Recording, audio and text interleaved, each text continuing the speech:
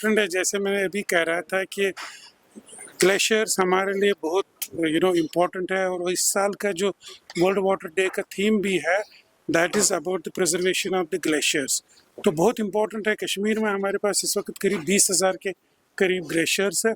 हम कहते हैं कि कश्मीर जो है वाटर टावर ऑफ एशिया है, और यहाँ चूँकि हमारे इर्द गिर्द ग्लेशियर्स है तो बहुत इम्पोर्टेंस है इनकी। और सिर्फ कश्मीर को ही नहीं, जम्मू कश्मीर लद्दाख को ही नहीं, अगर आप नेबरिंग कंट्रीज़ भी देखें, चाहे वो पाकिस्तान हो चाहे वो बाकी कंट्रीज़ हो, तो उनको भी ग्लेशियर्स के से ही पानी मिलता है।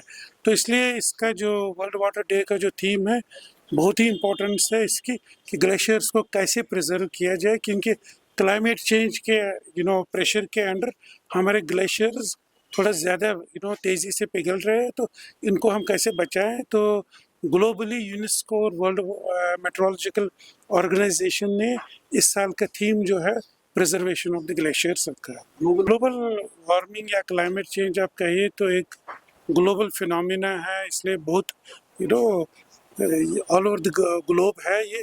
और इसके जो एक्सट्रीम्स है, चाहे वो एक्सट्रीम फ्लड्स हो, चाहे फॉरेस्ट फायर्स हो, चाहे ग्लेशियर्स का पिघलना हो, चाहे आपने यहाँ ड्राई स्पेल्स देखे, स्नोलेस चलाइकलान देखे, ये सारे different impacts of the climate change. जैसे अभी मैंने कहा कि ग्लेशियर्स पिघल रहे हैं, हमारे फॉरेस्ट फायर ज़्यादा हो रहे हैं, ड्राई स्पेल बढ़ रहा है। तो I think all these are the impacts of the climate change. बहुत इंपॉर्टेंट है हमारे सर्वाइवल के लिए। जैसे मैंने अभी कहा कि कश्मीर जो है पैराडाइज ऑन अर्थ माना जाता है, तो कश्मीर की खूबसूरती तो all over the globe famous है। तो चाहे यहाँ इंफ्रास्ट्रक्चर डेवलपमेंट हो, चाहे कोई भी हो, मुझे लगता है एनवायरनमेंट का खास ख्याल रखना चाहिए।